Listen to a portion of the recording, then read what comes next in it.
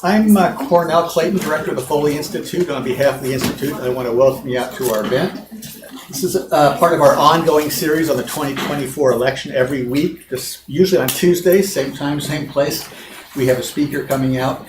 In fact, next week, I'll just tell you right now, we have Stu Elway, who's probably the leading pollster in the state of Washington, owns Elway and Associates, and his polls are used by the media frequently. He's going to be talking about the state of the elections inside the state of Washington, and should have the most recent data on that for us. But today we are very fortunate to have with us Kathleen Searles, who is the Olin D. Johnston Chair of Political Science at the University of South Carolina.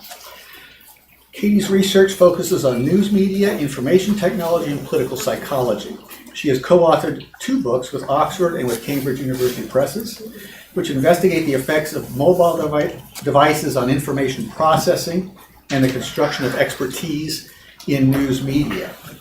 Katie's work on occupational intimidation of experts has received more than $7 million in funding from the National Science Foundation. Her work in this area has led to the creation of Expert Voices Together, which is a rapid response system supporting journalists, academics, and other experts who face harassment because of their work. And it's also led to the creation of the Researcher Support Consortium, which connects funders to resources that support researchers who are experiencing intimidation.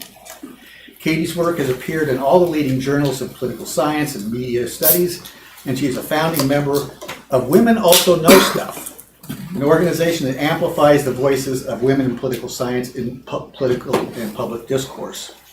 She was also a co-convener of the Election Coverage and Democracy Network, which works with reporters who cover elections. Finally, Katie is a proud 2011 Washington State University PhD, and she's a big Coug fan and a fan of Cougar Gold Cheese. So welcome Katie Searles back to WSU.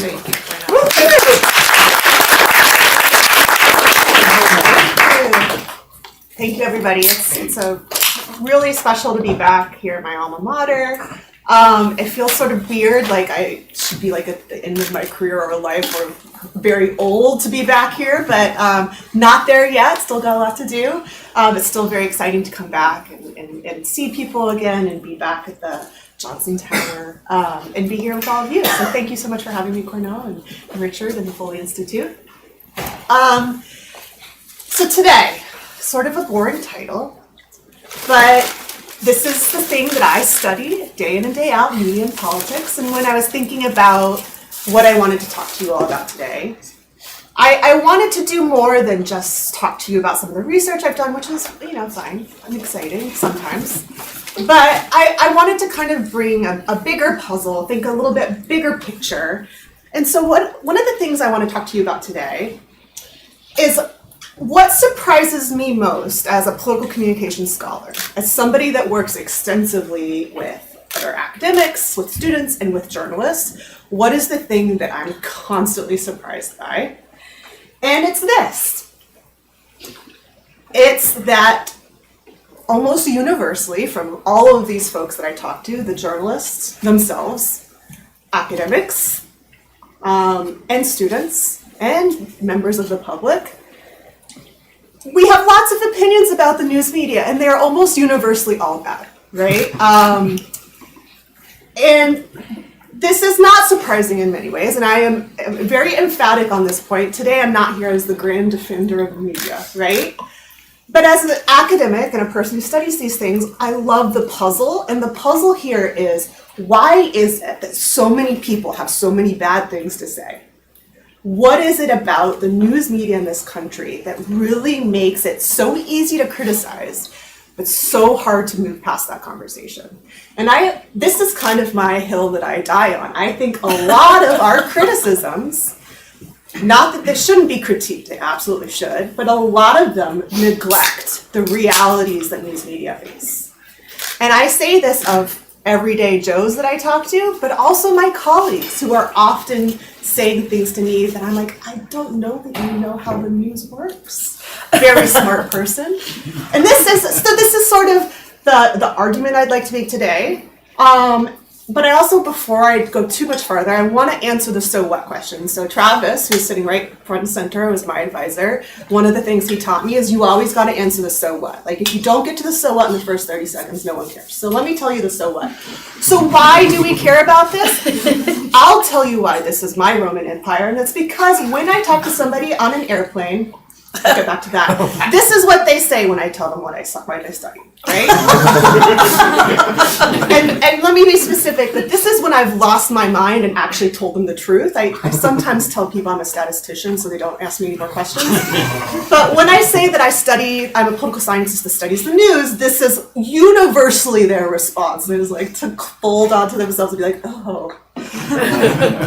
And I get this, I get this, okay? And it's a fair response in many ways. There's some truisms in political science. The public doesn't like politics, right? The public doesn't like the news media. You put these two things together, and this is the response you get from my seatmate. It actually happened to me on the way up. And I actually prefer this to the other response, which is like, oh, I watch the news all the time. Let me tell you about the things.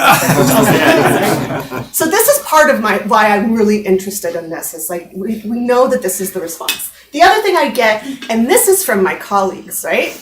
This is from people that are also studying political science. And often the criticism is something like this. The media's job is to teach people about democracy, and they're not doing a good job. That's what people say to me all the time. I have thoughts about this, but we'll hold off. The other thing that I get from people when I tell them what I study in the academy from other political scientists is like, oh, they talk about polls. I just want issues. That's a lie, first of all. Nobody's watching C-SPAN. Okay, we all know that you're not sitting at home watching C-SPAN. But this is what we get, right? It's either they're failing at teaching us about democracy or all they talk about is polls. Oh my God. Okay? And again, let me be very clear, I'm not here to defend the media. But I think there are ways we can be more productive in our criticisms and having this conversation. And I don't think any of these responses are necessarily where they lie. So, there are places in which we should and can critique the media. And I think that there's some fun ways that we really see this. If you are still on what was formerly known as Twitter, this is the New York Times pitch bot. They're pretty funny. They kind of pan the New York Times constantly, which turns out not to be hard to do. And they make some really great critiques. And this is like, there's a lot of strategy focused on the news. This is a useful and interesting critique in a parody form. This is alluding to a common critique in the scholarship, which is about false equivalence, saying, both sides are the same, here kind of making it more funny version of that. And then what I love about this account is that just every 2 days, they just tweet this headline. Right? So here's some ways we can think about, yes, there's lots of useful critiques. Here's a nice kind of funny way we do this. But what all really gives me pause, besides sort of like just being motivated by people out there being wronged, which is always a good way to be motivated, is that for us to really have a productive conversation, particularly in this moment that we find ourselves in which the information environment is very fraught, in which democracy is having a lot of stuff going on, if you haven't noticed, to be more productive, to have a conversation that actually helps us to get the sort of news media we want, I think we need to really think about the news media in two sort of different ways that we end up not doing very often. And I say we both in the academy, so folks like me, but also we as the public, okay? And first of all, there's a lot of things we get wrong. And second of all, at the same time, there's a lot that the news media gets right. And kind of having this conversation, I think, reveals a lot of the ways in which we can maybe have a more constructive conversation going on forward. And so that's what we're going to talk about today. I'm going to try to bring in lots of different disciplines, because that's kind of how I do my thing. Sociology, psychology, communication, political science, to answer this question, because it turns out to be a pretty hard thing to noodle through. But we're going to work on it together. And so we're going to start here with what do we get wrong about news media? And I mean we, both as people that care about these things, learned people that are in a room like this talking about this, also as the public, and also in the academy. And here are three kind of big ticket items as to why we get this wrong, okay? First of all, it's just a hard thing to wrap your head around.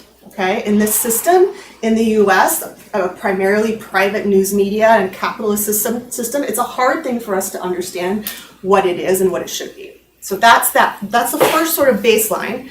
Second is everybody thinks they get it, okay? Even the people on the airplanes. Everybody, right? And this is actually makes it more challenging. And the final kind of nail in the coffin is that this is kind of all by design. So we're going to unpack why this is, why we get these wrong, these big three kind of components that make it harder. And so we'll start with why it's so hard. Let's work through an example, and that's covering democracy, right? You know, I think most people think that the news media in the US should cover democracy. And even if you don't, we can say, okay, like our friends in the public seem to think that it's something important, right? Lots of people in these public opinion polls report that democracy is under threat. And so this is perhaps one signal for why the news media should cover something like democracy, okay? There's lots of signals, but this is one that we can use. Seems straightforward. People think this is a crisis, maybe the news should cover it, right? Of course, it's not that straightforward. Here we have a poll that came out in 2022, but there's been lots of similar sort of numbers coming out, where basically folks are saying we believe democracy is in crisis in the US, but we actually don't think it's important. In fact, in this poll, 71% of voters said democracy is in crisis, and only 7% identified it as the most important problem facing the country, okay? This is a hard thing to study, and this is a hard thing to report on. Because on one hand, you say, okay, people say it's important. On the other hand, not so important that it's the most important issue that they think that the country should face. So as a reporter, how do you take that information and then deliver a product that theoretically people want? Well, it turns out it is hard. And this is from the New York Times. I think this is kind of an eloquent way to say this. Maybe eloquence, giving them too much credit. It's a nice encapsulation of the problem. People think democracy is in crisis. They seem to agree on that when they agree on very little. But that's all. And they say, and that's the problem. And I would agree that that's probably a problem. And I also think it's a huge problem for the news media, right? Because we have identified something that they should be covering, but that people do not agree about to the extent to which it's actually important and to what partly pieces of it should be covered, okay? So it's not quite as straightforward as the media might want, as journalists might want. So much so that the New York Times asked for people to write in and tell them what they should cover about American democracy, okay? This is the flagship newspaper of the United States. Like, you might not like it, lots of people don't, there's lots of things to criticize, but this is the legacy outlet, asking people to write in and tell them what to write about in American democracy. Okay, so that's really something. Something that's so challenging about covering politics, covering democracy, that they had to ask for feedback, okay? And so let's posit that question. Let's keep working with this example to try to see, like, okay, can we make this less of a mystery? Let's do, the New York Times homework for them a little bit. So how should the news media cover democracy? Okay. Should is a very important part of this question. That makes it a normative question, right? It's different from what is. How do we want them to cover democracy? What should they be doing? We can establish a couple possible evaluation criteria. These aren't exhaustive, you can have different ones, but just for the sake of the argument. We can say, well, it would be great if they covered democracy in a way that met the market's need, right? In the US, they need to be able to make a profit. So that is just sort of a baseline for them to continue operating. It would be nice if they could also do that in a way that met the public's need, okay? Give information the public can actually use. And then finally, to meet journalistic needs, right? This is a profession that requires that the work they do meet certain professional goals, just like any occupation. If we can do a couple of these and one sort of story, then, maybe we can say they're doing things the way they should be doing. So it's just one set of criteria. You can have different ones, but these are perhaps one. So let's work through this example. Keep thinking about how should they cover democracy. Maybe they can meet some of these. So here's some recent stories around Democratic coverage in the US. There's this thing called the democracy beat, which just means a focus on democracy. I have thoughts about that we can talk about in Q&A. But here you see like more of the rise of the Democratic beat, more coverage of the Democratic beat, Democracy Challenge is the New York Times feature, more at the local level as well, and then the infamous tagline rebrand, which is basically all just a giant democracy beat, right? This is just like, this is the Washington Post thing. This is pretty controversial when they did this, but we know who that is, right? So you can say, okay, covering democracy seems to meet a market need because people are doing it. What about public needs? So these are, and if you had to do the reading for today, you saw this in that chapter. What are some ways we can think about sort of the textbook ways that the news media can cover democracy in a way that meets public needs? This is very distinct from what the public wants. Okay, those are two different things. But if we say like the textbook definitions, what can they do? They can deliver information.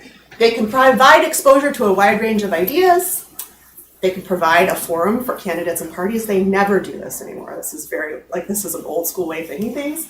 And they can monitor the actions of government officials. This is what they like to do the most. That's what the public doesn't like. That was good for the audio, right, Richard? Yeah. So this is one way to think about it. This is sort of the textbook way to think about what the public needs. So we can cover democracy in a way that does this.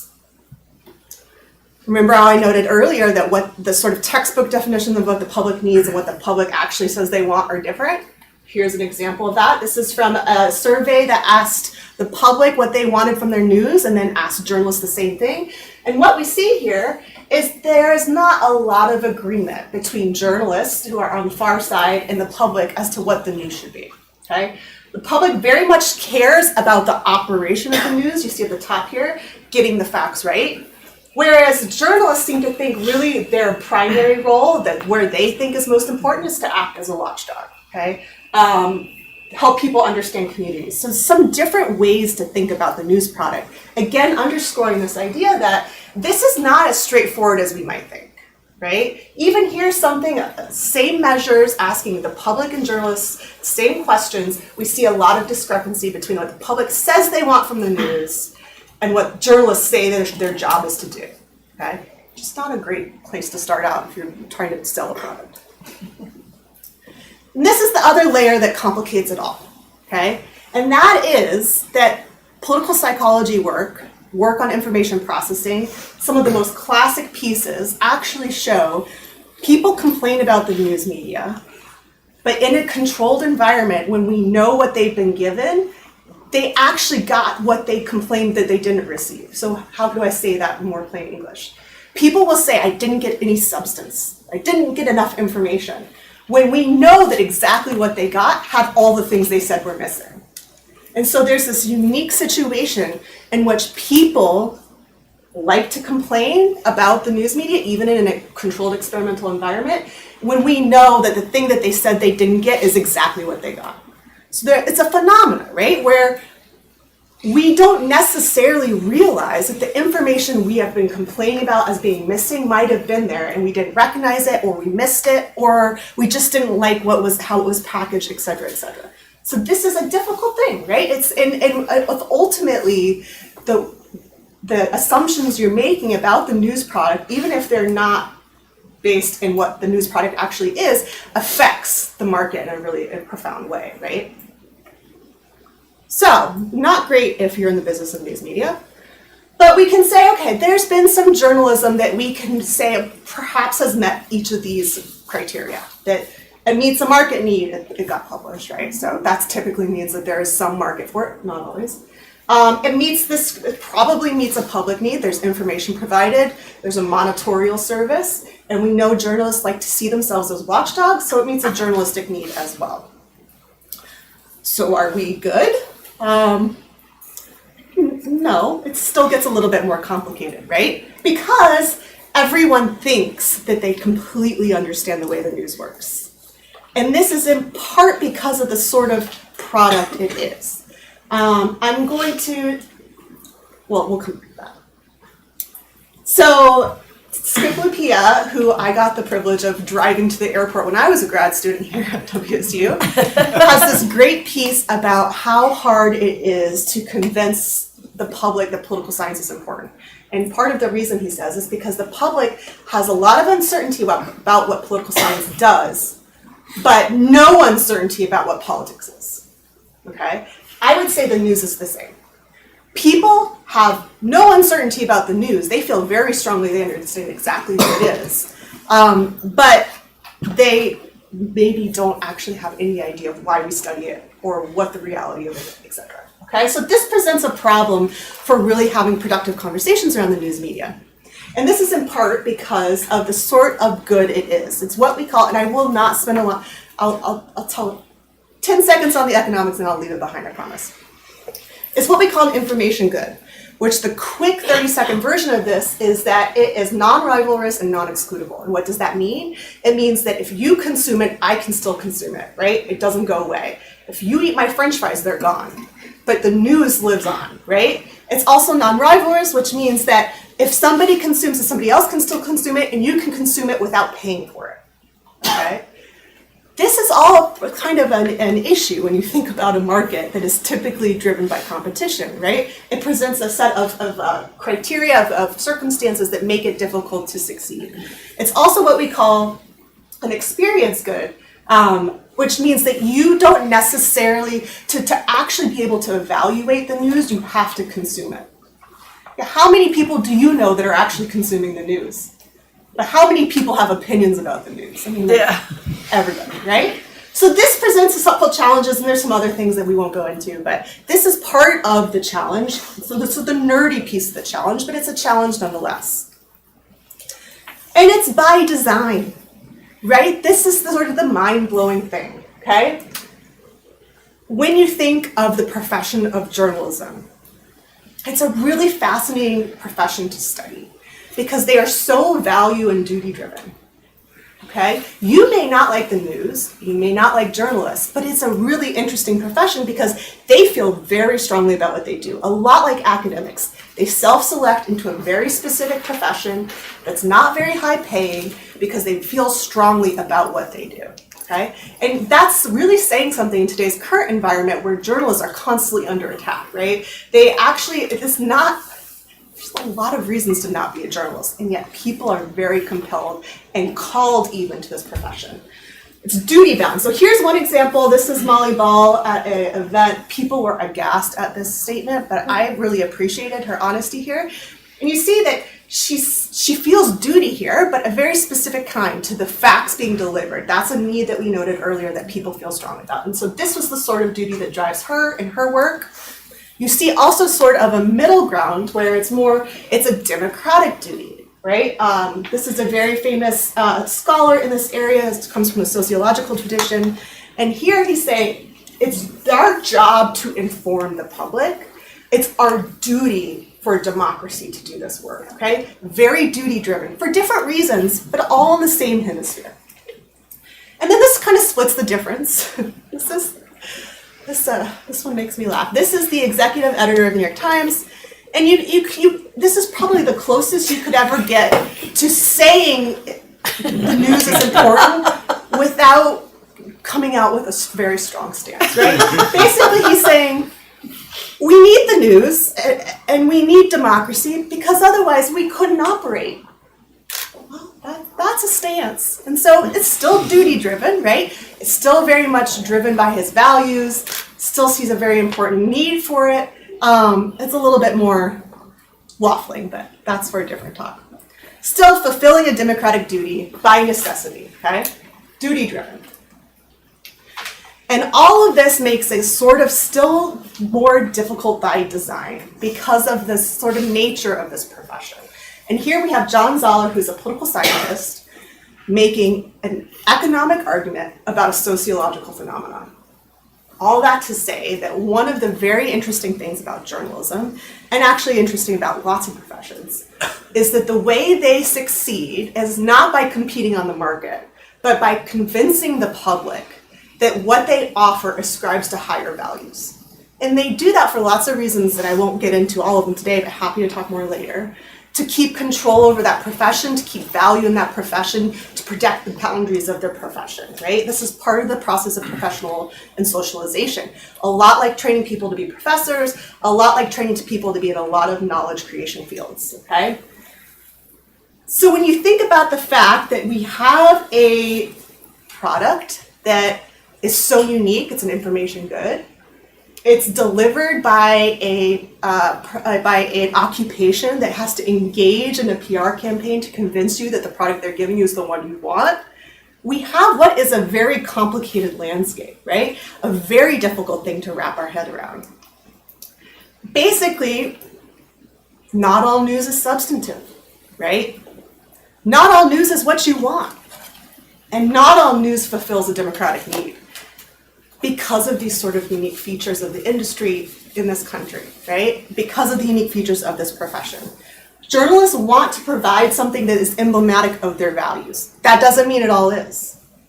People want news that is emblematic of some of these values. At least they say they do. Whether they consume it is different. And the result is that sometimes these things do overlap, and we do see more quality news than we might recognize or realize. So let's talk about what the media gets right. And this is happens to be somewhere where I've done a lot of research, not always intending to kind of make this argument, but like constantly surprised by how often there are aspects of news media that we miss because we are so sure going in that they're doing it completely wrong. So one of the things that I have done is I co-convened this Election Coverage and Democracy Network, which works with journalists in newsrooms to bring research to the newsroom in an effort to try to help offer constructive feedback in a way that's really grounded in the research. And we had some real success. And some of these recommendations were pulled from my research, which you might have read if you were assigned this for class today. And this is an example, lots of different research, but this is one example in which we found that not only does a lot of news coverage feature long lines, because it's sort of visually interesting, but when you do feature long lines, the likelihood people say they will vote in the next election goes down significantly, and the likelihood that they think that elections are a mess goes up, right? Not something you necessarily want, all because of a picture. And we did it as an experiment so that we could really control the fact that it was the line and not anything else. We did it across mediums, across modes. It holds, it's a really strong effect.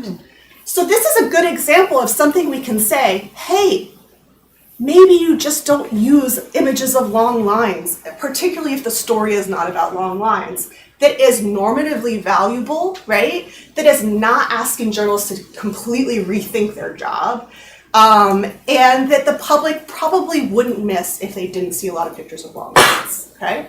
This is something I think is a productive way to really give feedback, to bring the research to bear on an issue that helps the public without being like, you are hopelessly wrong and you should just do everything different, which is often kind of how we come at it. Mm-hmm. And after we did some of this work and we made some of these recommendations, in 2022, you might have noticed, at least anecdotally, we were seeing the news media trying to be a lot more careful with their coverage of the election. After the kind of PTSD of 2016, 2020, they were trying to be more nuanced as much as they could, right? So we see headlines like this, which I think are pretty normatively desirable by many criteria, okay? Perhaps some learning from past experiences here. More normatively desirable, at least anecdotally, than we would think. But in my own research, I've also found this. And so I have a forthcoming political communication piece which finds that actually, when you look at news coverage that is right before the election, most of that coverage is what we call voting process coverage. And voting process coverage is coverage that is focused on electoral process, electoral administration, and voting. I think something that most people would be like, yeah, that seems like something that the news should cover. That seems non-controversial. That seems good, right? I think most of us can agree on that. And what we see is it's actually dominating coverage right before elections. Whereas most literature on election coverage focuses on what we call the game frame, which is just a bigger category of the horse race, which is more public opinion polling, using the language of pitting people against each other, focusing on strategy. The scholars have focused on this particular thing and somehow failed to notice that there's actually all this really good, normatively desirable democratic coverage about voting and voting process.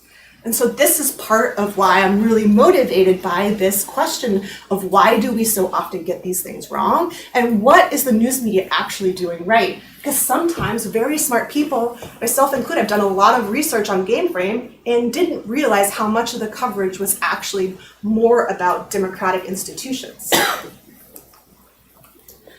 There's some other things I'm working on that I'm happy to talk about in Q&A that I don't have time to talk about today, but I have a project right now that says actually not only is there more normatively desirable coverage than we might think, but actually there's some evidence that horse race coverage actually has normatively desirable effects as well. Happy to talk about that more. The other thing is that coverage that focuses on democracy maybe is not as explicitly normatively desirable as we might think, that there's actually some complications. People don't always like coverage that's really focused on democracy, actually. They're very overtly framed about democracy. So it's complicated there too, not as straightforward as we might think. And so we get stuff wrong about the news, right? We as the public, we as voters, we as scholars, we as students, as people that care about these things, we all do. And I think it's fair because it's not easy to understand. It feels at the same time very knowable to us. And a lot of that is by design. And I think ultimately we can take license with a lot of criticism, and we should. This is part of what makes us a fair and free country. We can do so. But also thinking about where are the ways in which we can make a more productive recommendations, more productive feedback in this space, especially for people like me that work with newsrooms and journalists, students that are studying these things. You can also, consume the sort of news that you want to see, right? This is a really sort of difficult space to wrap our head around because basically what we're seeing is that the news product is something we're not really sure anybody wants, but we're really sure it's important to democracy, right? And so I like to kind of leave you with this, which I think is a little bit more optimistic perhaps than we might otherwise walk away with this. And this is what we call the unspoken theory of democracy for journalists. And it's this idea that's very simple, which is journalists' job is to inform the public. When they do so, more people participate, and more people participating is a good thing. This is sort of the socialized philosophy for how journalists are trained to think about their job. And if we think about it in this way, of this very challenging thing in this very difficult landscape, if we think about maybe the answer to the question of how you cover democracy is you give people information and you remember that the stakes are high, there's a lot more overlap between what the public needs, what we would like to see as scholars, and what journalists would like to give us than we might otherwise think. And I'll leave you with that today. Thank you so much. So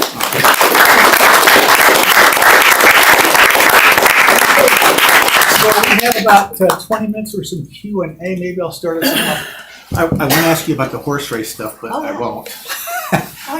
Instead, I'm going to ask about something else I know you've worked on, you didn't talk about. Sure. And that is, how do you think about the impact, what you've been talking about is mostly mainstream media. Yeah. You didn't talk about all the proliferation of crappy media out there. Sure. But mainstream media, what's been the impact? Since 1968, one party in particular has been disparaging it and villainizing it. And in particular, over the last 8 years or 10 years, the other party, I think, started to do it as well. Yeah. But when you have a presidential nominee pointing to the back of the room where the reporters are and say that's the enemy of the American people back there, that has an impact. Yeah. And so what's the impact, you think? Oh, well. It's not good. I think there's a couple answers to that. The first is, as you noted, this is not a new refrain, although it's definitely a preferred refrain from the current nominee in the Republican Party. So that is new. But this, in some ways, it's an old criticism, but the emphasis, I think, and the sort of nature of the attacks, that's more new. You also note that we see a lot of criticism from both parties, particularly it seems to be more equalizing more and more. There's less of a partisan divide between trust in the news media. There's a lot more distrust from all partisan stripes. To the extent to which that's a result of criticism, I think is hard to suss out because there's lots of there's not a clear cause and effect there, it certainly doesn't help. But and what was your third question or the third piece? I mean, you can talk about the proliferation of media outlets and all of the crap. There is a lot of non-substantive, uninformative media out there that people consume probably more than the mainstream media now. Oh, yeah. Well, so I think this is sort of a hot take, but it shouldn't be. Here's the thing.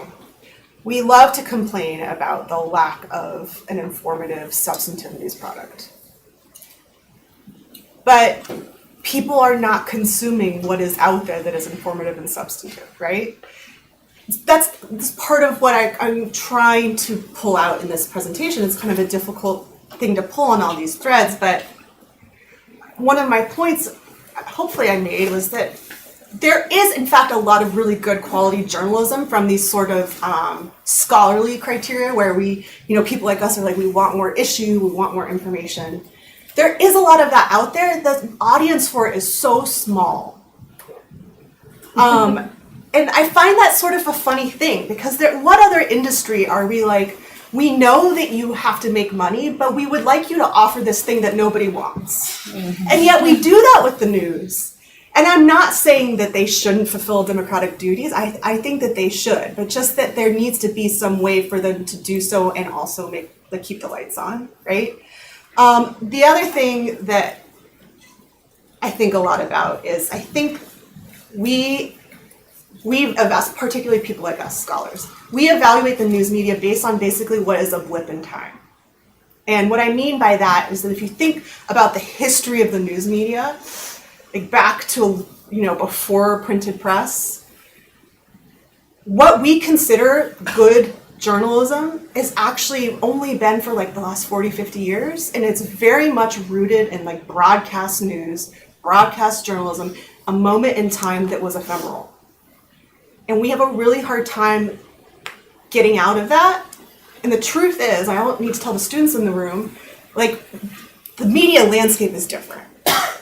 And so that's part of why I think it's really important that we say, okay, how can we identify ways in which the news media can give us things that we think help democracy, but that also that they can actually deliver, right? That as actually people consume and that, people click on, because if people don't click on it, they can't continue to produce it.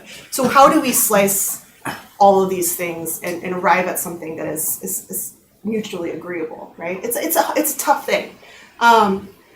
There's a lot of bad news out there. There's a lot of bad information. I think because of technology, we think this is a new problem, but it's not. That's always been the case, right? So that's also a little bit of, I think, what's going on. It's not that the answer that people always like, right? Because it doesn't scratch an itch for like scholars, right? We want it to be more idealistic and exactly what we think that they need. But the reality is a little bit less idealistic, I guess. Yeah.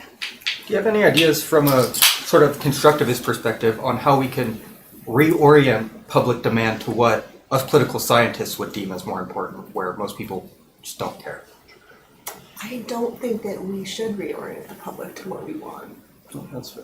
I think that that's part of the problem. Like, I think political science, just like journalism, is a very unique space in which people self-select into a field because they care deeply about these things, because they're passionate about it. Most people could not care. Most of America does not care about politics, hates politics, right? And right, from your classes, that that's actually a very rational way to be. Like, it does not make sense for everybody to care about politics as much as we do. It doesn't, right? I mean, it barely makes sense for some of us to care about politics as much as we do, right? That's just a very limited field. So I think that the answer to that is actually we need to do a way better job of understanding what average Americans' everyday information consumption looks like, what their needs are like, and why they come to the news media the way they do. And then around the edges, make suggestions that make a product that we think also meets democratic needs without coming at it like, this is what we think you need, and you're getting it whether you like it or not, right? I guess the better question is how you bridge that gap. Yeah, you're right. Yeah, I mean, I'm biased, but I think that it's kind of like the stuff I've been doing, right? It's like bringing the research to journalists in a way that meets them where they're at, rather than being like, you are all the worst and you should do a better job, which nobody really likes to hear, turns out. And bring the research to them in a way that is constructive and like, here's some changes you can make that fit the business model, fit your constraints, fit your newsroom logic, but that still have a normatively desirable benefit. That's the sweet spot. Like, going into newsrooms and being like, you should stop covering polls is foolhardy. Because that's never going to happen unless you want a public media system. That's awesome. Right? And so what can you do to, first of all, understand whether or not there is information in public opinion polling coverage that is actually beneficial, which there is, I think. And what can you do to, when they do have the option to give coverage that is more issue-based and substantive, how can you help support that in a way that does give meets democratic needs? So that's kind of the place I like to occupy as much as I can. And also just by anyone that listens being like, horse race coverage is not as bad as you think it is. My kids really could not care less. They don't listen to me as it is, but I still tell everybody that listens. Other questions?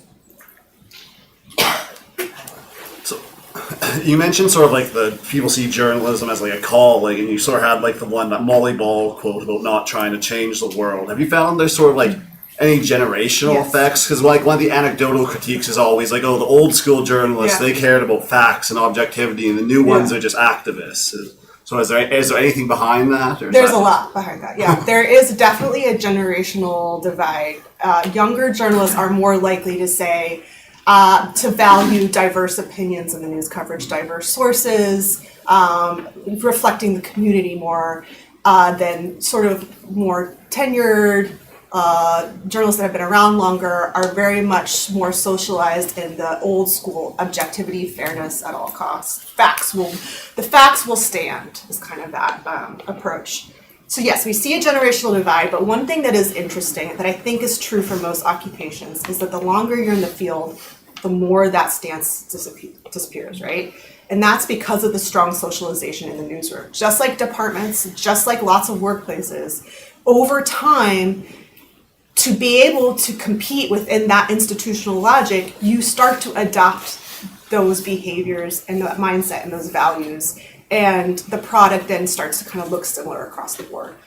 It's kind of like, oftentimes the news industry will make this argument of, well, we know we don't do a great job of covering Black and brown communities, but we hired a Black reporter, so that should be good, right?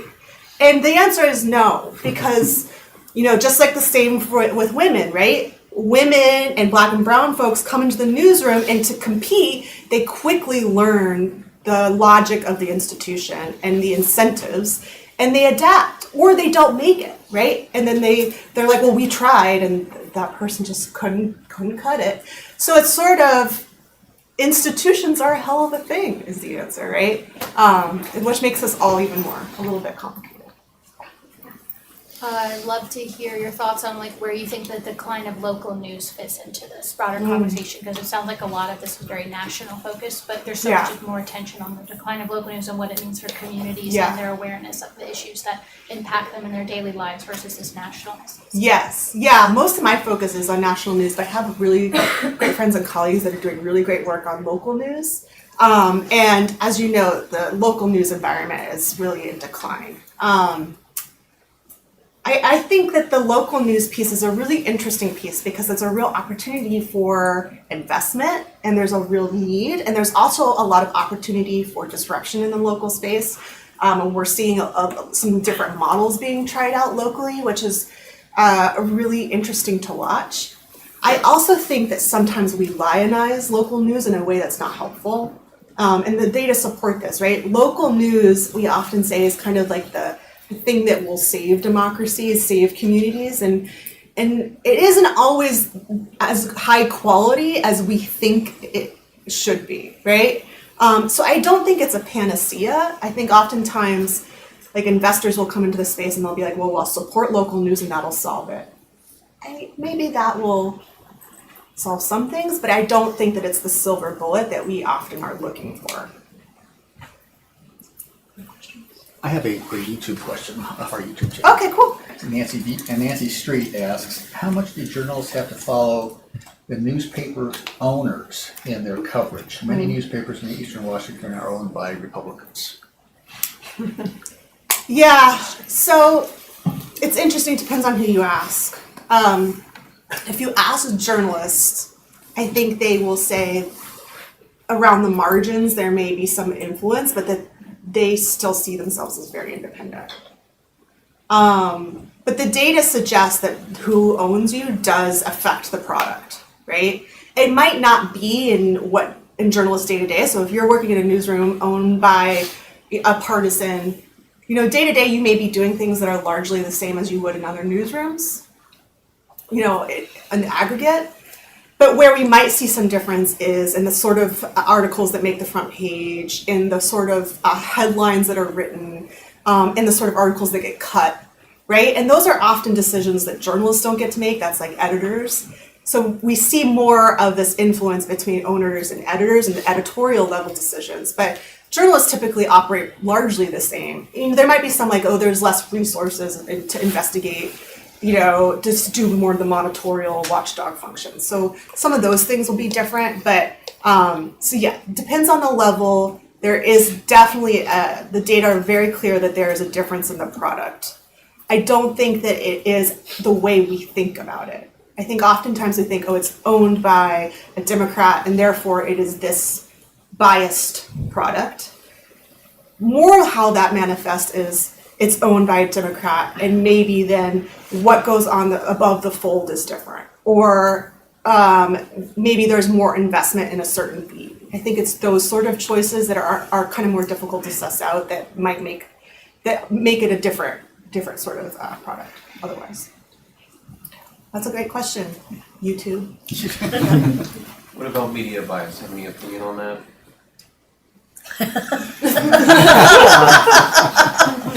What? I don't like it. I don't. What do you mean? Say more. Do you see a lot of it?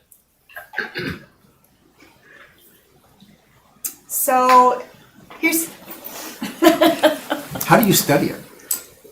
What is it? Yeah. These are all different questions. Here's the thing about media bias. I think that it's a hard thing for us to understand because of the way we process information. As I alluded to earlier, one of the things that's pretty universal is that regardless of what I give you, if I brought you into the lab and I gave you some news, I could give you all the same thing, and you would bring your values and your beliefs into how you process and perceive that, right? So you can get the same article that Cornell gets, but you might have very different perceptions on it at the end of the day. And that's sort of the beauty and mystery of how humans process information. So I think part of it is like, it's a really hard thing for us to study because we are all, it turns out, human. And it's a hard thing for us to wrap our brain around how we process these things actually make a difference in how we perceive them, right? You layer on top of this, the institutional logics, which have their own sort of biases, which aren't always, I think, the bias we think it is. Oftentimes, in the US in particular, it's a bias towards capitalism, a bias towards democracy, a bias towards status quo.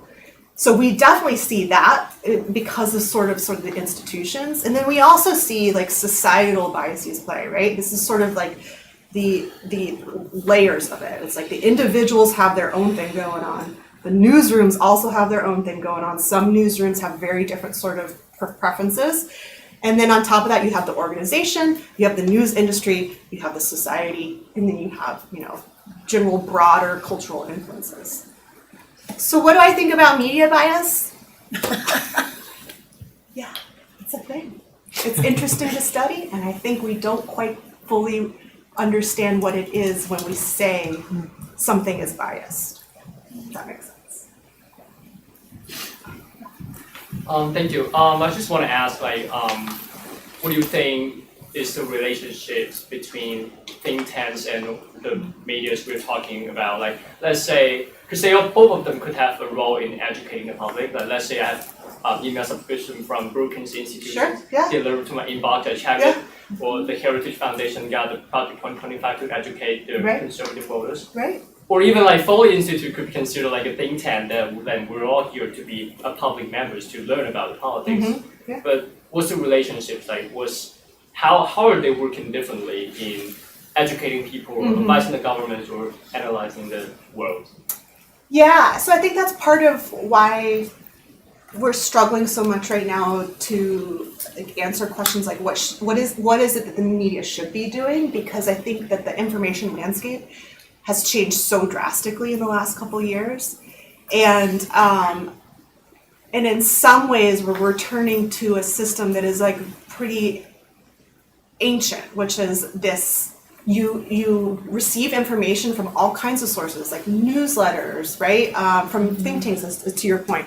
This is actually something that was pretty common before the heyday of the broadcast news era, right? Before what we think of when we think of the news media now. So in some ways, that's like a return, like to what had been the common form of disseminating information, and I think that this is probably the sort of mechanism we're going to see increasingly, right? Because it's easier to deliver information to people than it ever has been. The downside of that is we are still close enough to the broadcast era that we're used to somebody filtering for us. And so I think that there's going to be a learning curve while we figure out this new landscape in which we have to do that for ourselves.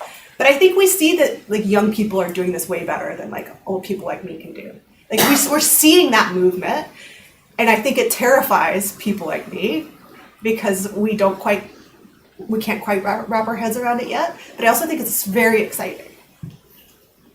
Yeah. There's probably time for one more, I think. Oh, I don't want to. Well, I guess back to the bias question. Yeah. I'm curious what you think about X and Twitter, because here we had Twitter, this huge, free speech forum, maybe a form of news delivery, all this kind of stuff, and now it's X. Yeah. And what I see, Anna and I were talking about this, is like all these academics are still acting like it's still Twitter. But we also see Elon Musk. Yeah. And I was just wondering what you think about that in terms of the changing horizon, what you just referred to, because you were talking about sort of traditional media here. Yeah. And I know that's a huge question to end with, but go for it. So X is an interesting one. I think, again, the fact that we had such a stable